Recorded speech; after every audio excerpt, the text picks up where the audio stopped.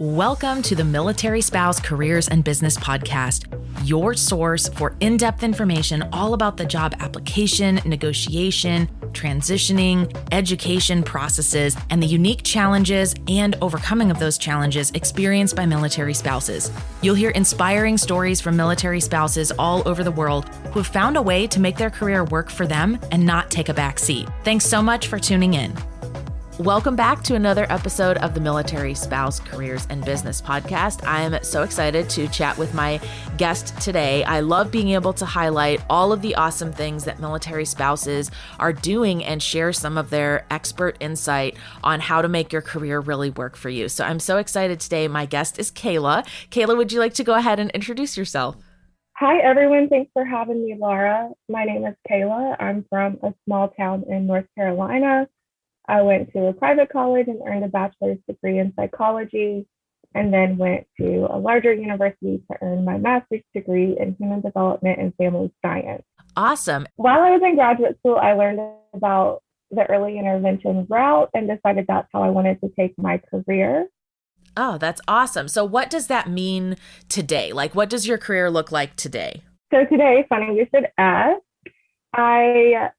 I'll give you a little bit of background from my graduate school experience, and then I'll tie that in with where I'm at now. Okay, perfect. So when I learned about early intervention, one of my professors recommended that I apply for this graduate assistantship that was through an EI agency attached to my university. He thought it would be a great opportunity for me to learn if early intervention is what I wanted to do for my career. Early intervention essentially is helping kiddos and their families, typically birth to 6. Of course, it differs depending on which state you're in, which has been a challenge, of course, being a military spouse as well. However, typically it's birth to 6 for any children that have a developmental delay or diagnosed disability that qualifies them for the state early intervention program. Mm-hmm. Each kiddo has been assigned kind of an advocate to help their family navigate any new challenges, help set up physical therapy, speech therapy, occupational therapy, coordinate plans, services, that sort of thing. Really being an advocate for the child and family, and also empowering those families to advocate for their own child. So while I was in graduate school, I had this opportunity.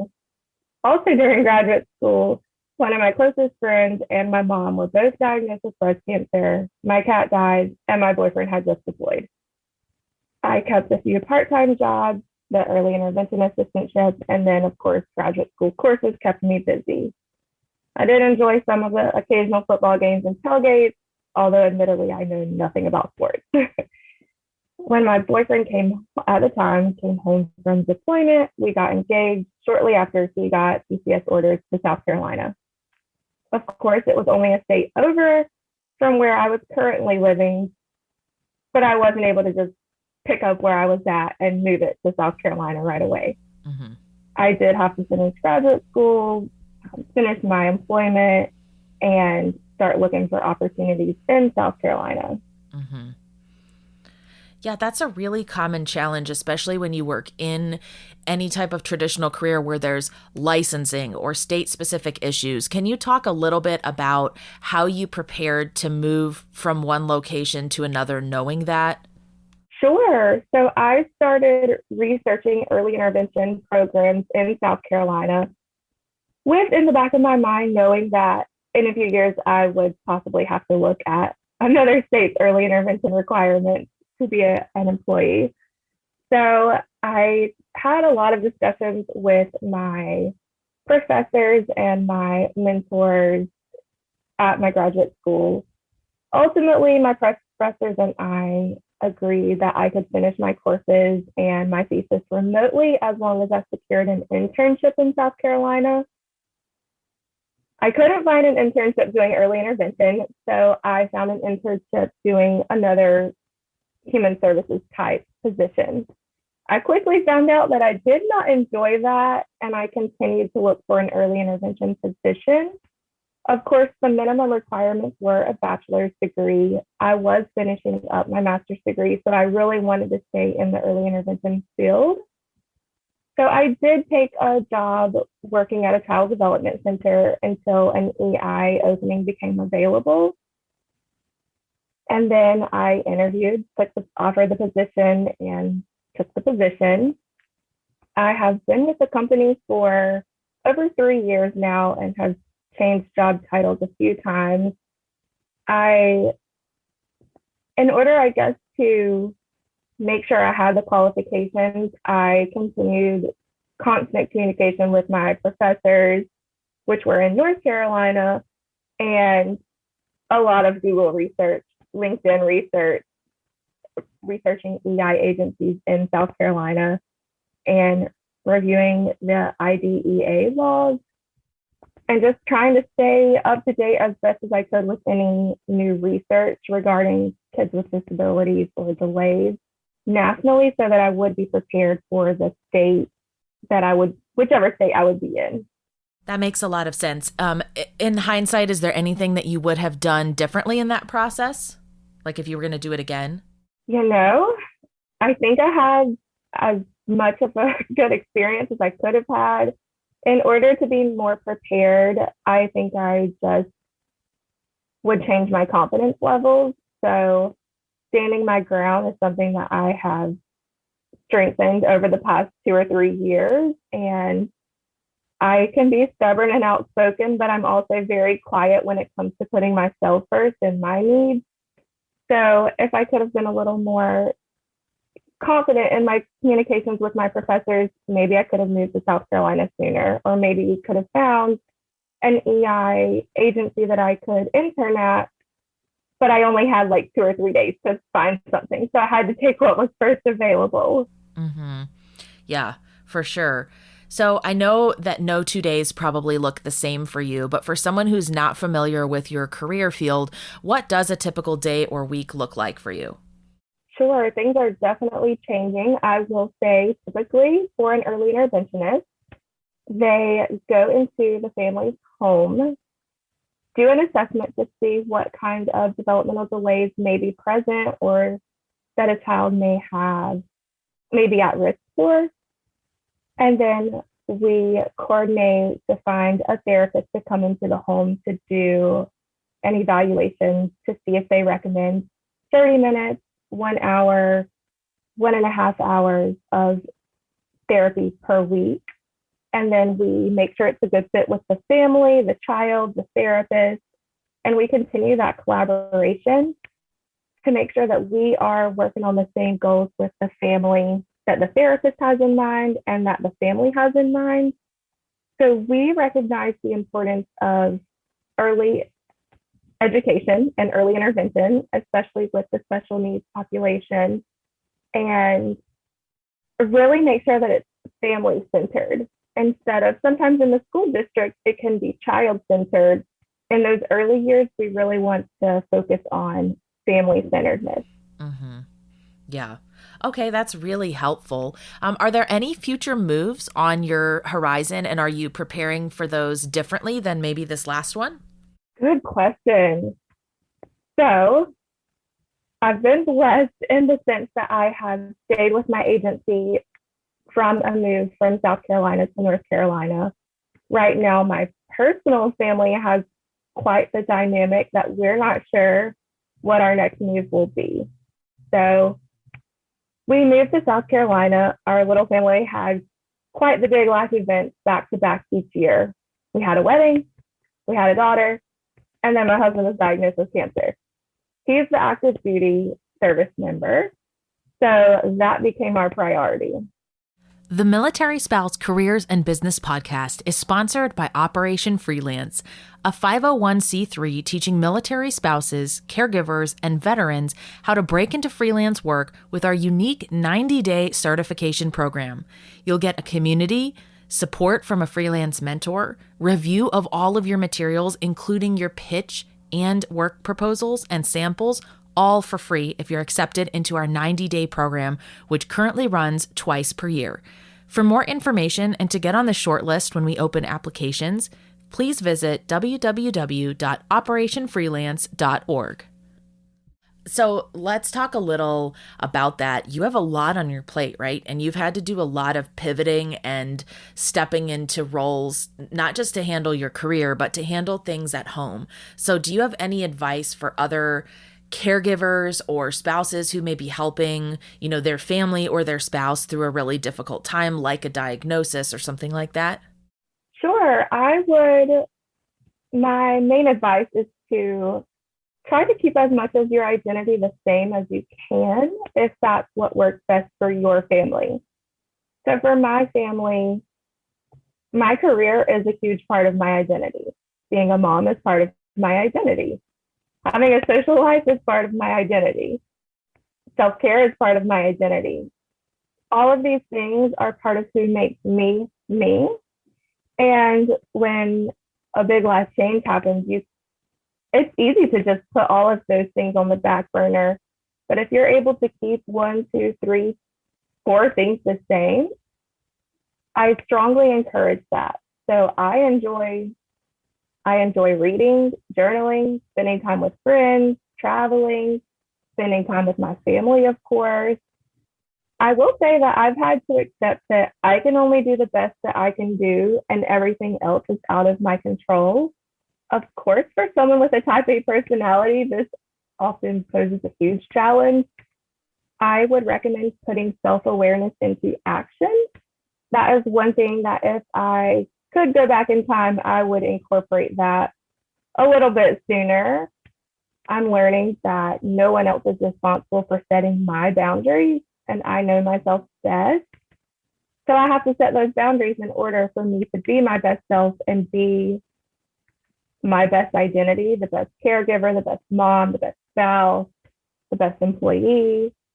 Yeah, no, that makes a lot of sense. It's really hard often for military spouses to balance all of the things because so many other people in your family as well as in your career are depending on you, right? So do you find that it's more of setting boundaries within yourself internally of what's realistic to expect, or is it kind of that balance between doing it internally and then helping other people understand when you're kind of at your limit and where you need to take a step back or get more support?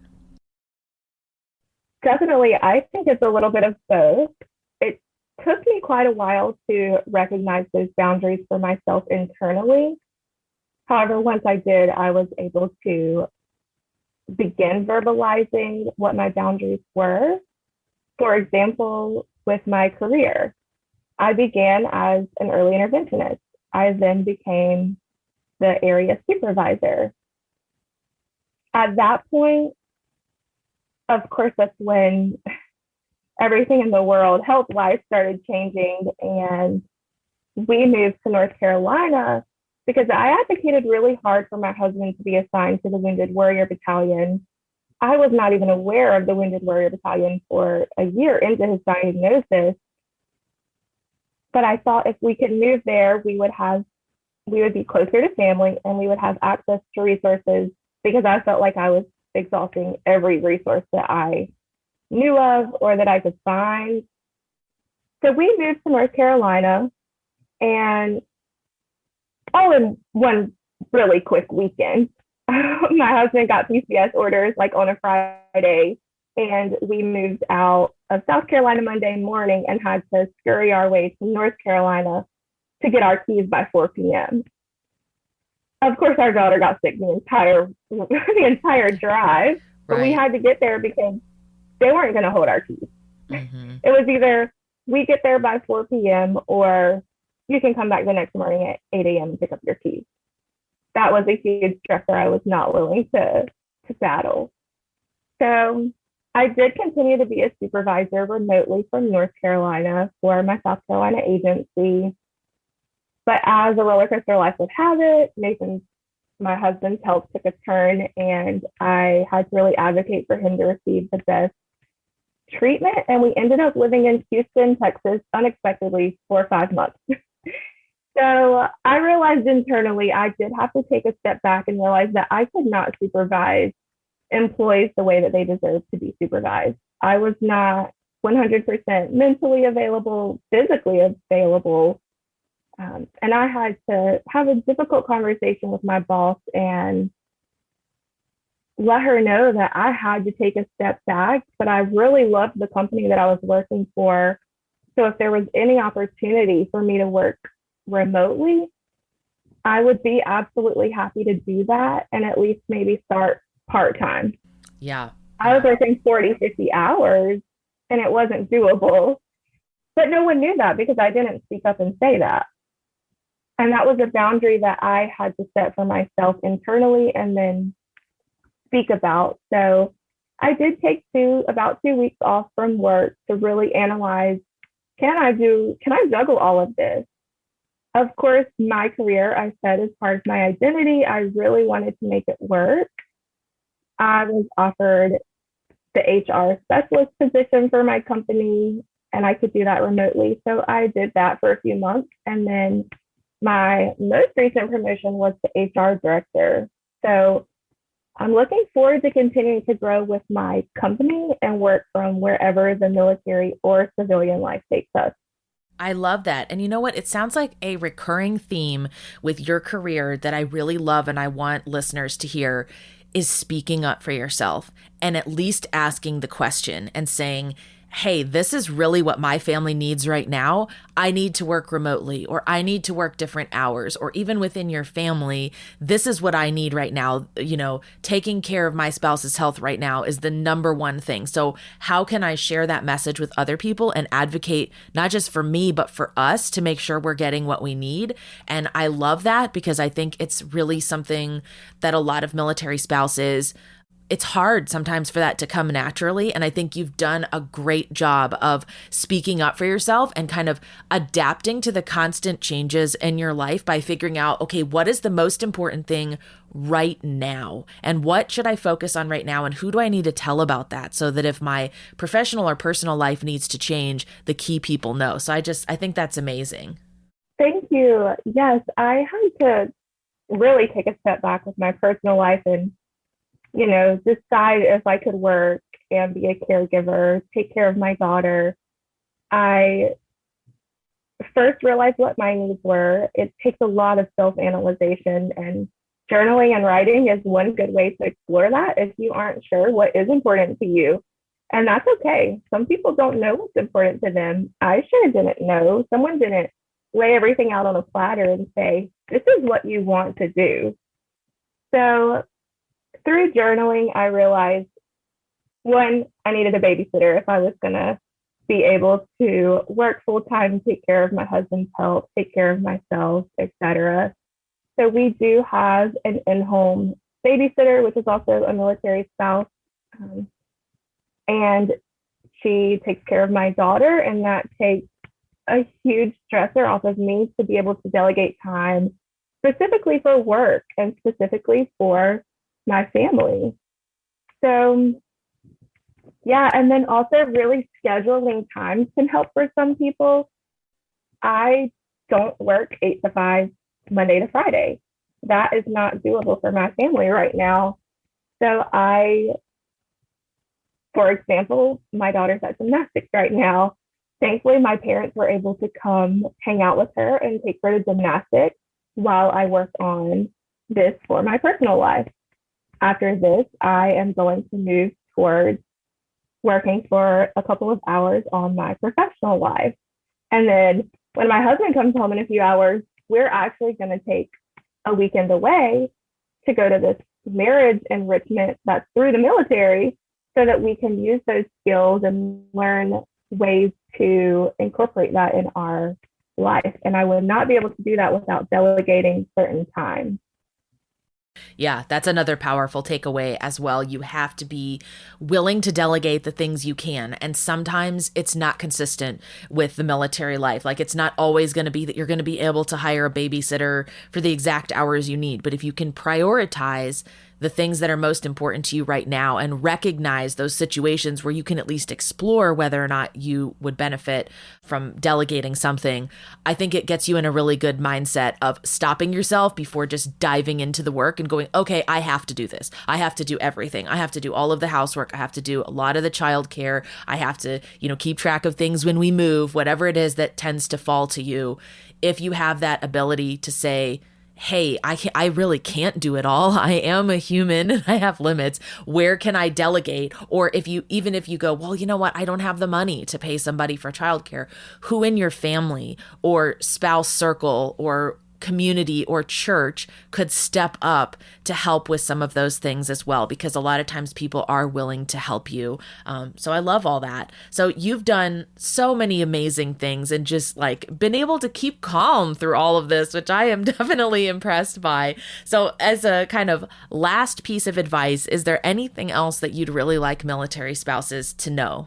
Yeah, I think something that I would like for all military spouses to know, whether you have kids or not, whether there's a health scare or not, whether you have a career or not, even, you have a village and they are willing to help. You're right, Laura, you are exactly right. I was ashamed and embarrassed to ask for help, even if it was a simple meal train. Meals were the toughest thing for us or the toughest thing for me as a home taker also, to make sure that my family was eating well while my husband was going through chemotherapy, radiation, transplant. And I had a friend, actually a stranger, create a meal train for us so that we had meals ready at 6 p.m. every night for a week. I didn't know I needed that, but my village knew I needed that. And appreciating that, and also knowing that you're part of someone else's village too, whether you see it right now or not, you have that opportunity to be there for someone that may not have physical friends at their current duty station that they've created a life with. They may not have family within the 6 states around them, and you can be their village. I love that. So we all are part of a network that you can lean into to get help, but you can also contribute back to and help other families. And the military community is just so supportive of one another. Well, Kayla, thank you so much for coming on the show and sharing all of your expertise and your super inspirational story. Thank you, Laura. Thank you so much for listening to this episode of the podcast. Our show is sponsored by Operation Freelance, a 501c3 nonprofit that helps military spouses, veterans, and caregivers break into freelance work. To learn more about that, visit www.operationfreelance.org. If you're looking to access show notes and more information about the guests you heard on today's show, please visit betterbizacademy.com.